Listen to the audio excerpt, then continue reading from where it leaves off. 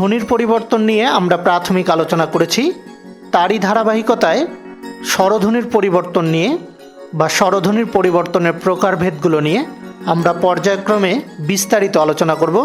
এ পর্যায়ে আমাদের আলোচনার বিষয় হচ্ছে স্বরধ্বনির পরিবর্তনের দুটি প্রকারভেদ, একটি হচ্ছে স্বরাগম, অন্যটি হচ্ছে স্বরলোপ।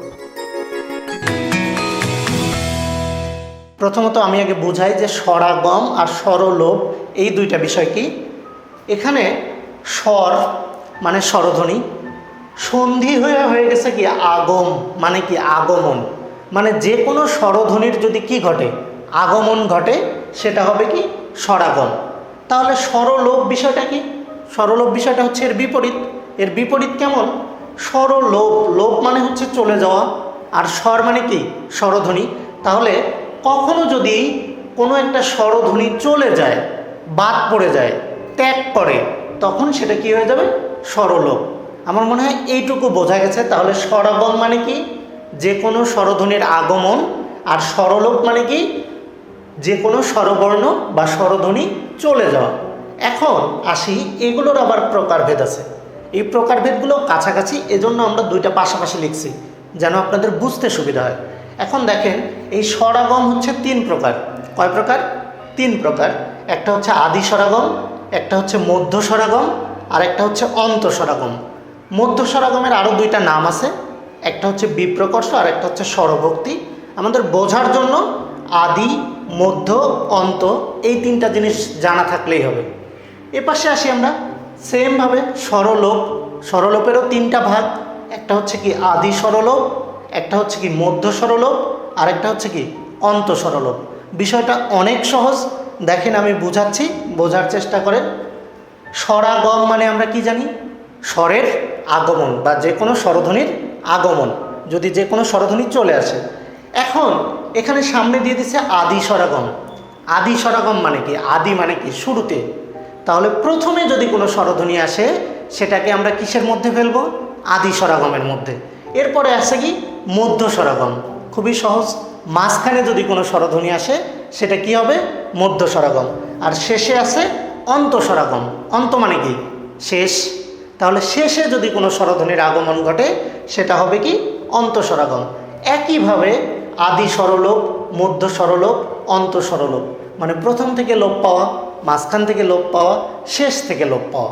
আচ্ছা, তাহলে আমরা আসি আদি স্বরাগম। আদি স্বরাগম মানে কি? আদি মানে হচ্ছে শব্দের শুরুতে, স্বরাগম মানে হচ্ছে কি স্বরের আগমন। এবার আসেন একটু এক্সাম্পলের মাধ্যমে আমরা বোঝার চেষ্টা করি। আমরা দেখেন, এই চিহ্নটার কথা তো সবার মনে আছে। এই চিহ্নটা আমরা প্রথম পর্বে আলোচনা করেছিলাম, বলেছিলাম এর ভিতরে থাকবে কি মূল শব্দ, আর বাইরে থাকবে কি রূপান্তরিত বা পরিবর্তিত শব্দ। এখন আমার মূল শব্দ কি দেয়? স্কুল। এখানে আপনি খেয়াল করেন, রূপান্তরিততে এসে হয়ে গেছে কি স্কুল। এখানে অতিরিক্ত একটা ই চলে আসছে, অতিরিক্ত একটা ই চলে আসছে। এখন এই অতিরিক্ত ই আসলো, ইটা কোথায় আসছে? শব্দের শুরুতে। যেহেতু শুরুতে আসছে, তার মানে এটা কোন কিসের উদাহরণ? আদি স্বরাগমের উদাহরণ। আরও একটা এক্সাম্পল দেখি। দেখেন, আমার মূল শব্দ ছিল স্টেশন, আমরা আঞ্চলিকতার কারণে কি বলি? স্টেশন।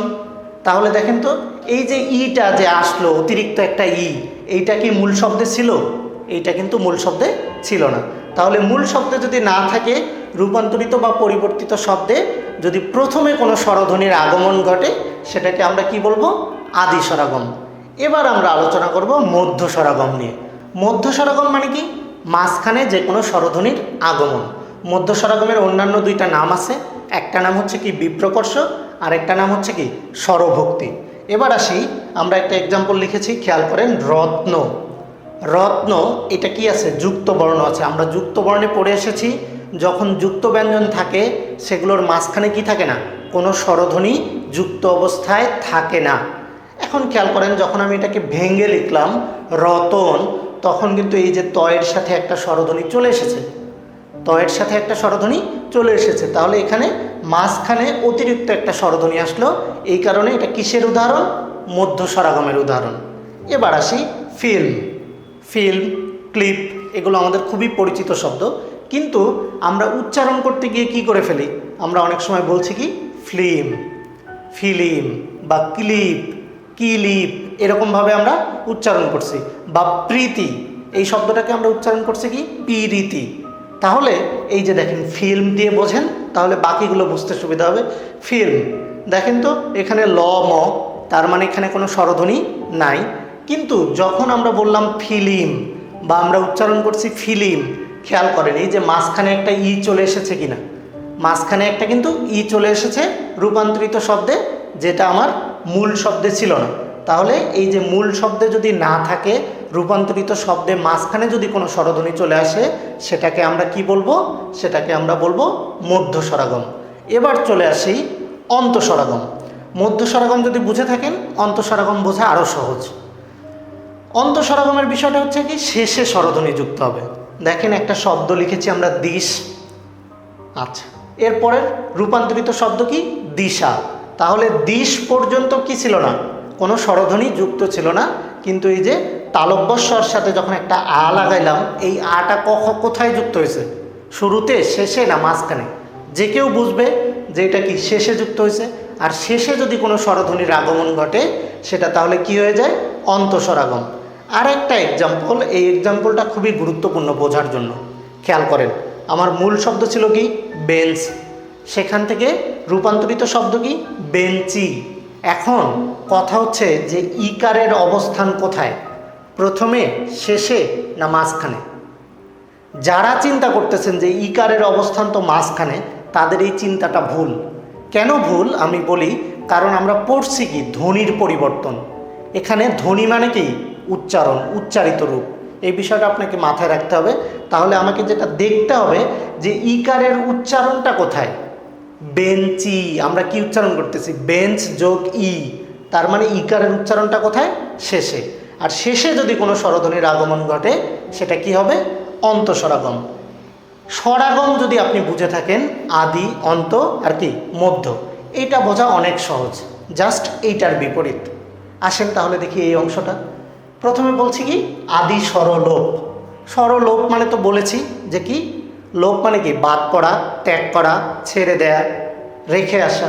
তাহলে দেখেন আদি স্বরলোপ, আদি মানে এখানেও যা, এখানেও কি তা। তাহলে আদি মানে কি শুরুতে বা প্রথমে। এখানে আপনি মূল শব্দ খেয়াল করেন, মূল শব্দ ছিল কি অলাবু, এখান থেকে পরিবর্তিত হয়ে গেল কি লাবু। আচ্ছা, পরে যে আমি লাউ লিখছি, এটা ধ্বনির পরিবর্তনের কারণে লাবু থেকে লাউ হয়ে গেছে, এই জন্য লিখছি। এখন লাউ আপনি যদি বাদও দেন, এইটুকু বোঝার চেষ্টা করেন, মূল শব্দে একটা স্বরেয় ছিল, রূপান্তরিত শব্দে ওই স্বরেয়টা নাই। তার মানে স্বরেয় চলে গেছে, বাদ পড়ছে, লোপ পাইছে। এটার নামে কি স্বরলোপ। আর কোথা থেকে বাদ পড়ছে স্বরেয়টা? শুরু থেকে বাদ পড়ছে, এই জন্য এটার নাম কি আদি স্বরলোপ। এবার আসি মধ্য স্বরলোপ। মধ্য স্বরলোপ দেখেন আমরা কি লিখেছি সুবর্ণ, তাই তো, সুবর্ণ গ্রাম। আচ্ছা, সুবর্ণ যখন আমি ভেঙে ভেঙে লিখছি, ভেঙে ভেঙে লেখা মানে কি বর্ণ বিশ্লেষণ করলে স এর সাথে একটা উকার আছে, এই যে বয়ের সাথে একটা কি পাবো? অ পাবো। এখন দেখেন যখন আমি একবারে লিখছি স্বর্ণ, তখন কিন্তু এই যে স আর ব যখন এক হয়ে গেল, বয়ের সাথে যে অটা ছিল এইটা কিন্তু এখন আর নাই। এই অটা কিন্তু নিষ্ক্রিয় হয়ে গেছে, লোপ পেয়ে গেছে। তাহলে অটা লোপ পেল কোথা থেকে? ব ছিল কোথায়? মাঝখানে। তার মানে মাঝখান থেকে লোপ পেলে সেটাকে বলা হচ্ছে কি মধ্য স্বরলোপ। মধ্য স্বরলোপ আমার মনে হয় আপনারা বুঝতে পেরেছেন। যদি না বুঝতে পারেন আরও সহজ করে দিচ্ছে। দেখেন আপনি এই যে রত্ন, এখানে যদি সাইন চেঞ্জ করে দেন, আপনি সাইনটা যদি উল্টায় দেন, যে মূল শব্দ আমার রতন, সেখান থেকে আসছে রত্ন, মূল শব্দ আমার ফিল্ম, সেখান থেকে আসছে ফিল্ম, তাহলে দেখেন ইকার বাদ পড়ে যাচ্ছে, অ বাদ পড়ে যাচ্ছে। এটাই হচ্ছে মধ্য স্বরলোপ, এটাই হচ্ছে মধ্য স্বরলোপ। এবার আসি শেষেরটা অন্তঃস্বরলোপ। অন্তঃস্বরলোপটা কি? অন্তঃস্বরাগমের বিপরীত। অন্তঃস্বরাগমে আমরা কি শিখেছি? যে স্বরধ্বনির আগমন ঘটে। তাহলে এখানে কি হবে? স্বরধ্বনি বাদ পড়বে। দেখেন আমার মূল শব্দ ছিল কি আশা, শেষে একটা কি ছিল? আকার ছিল। এই আশা আকারটা বাদ পড়ে দেখেন মূল, পরবর্তীতে মূল শব্দ থেকে রূপান্তরিত শব্দে কি হয়ে গেল? আশ।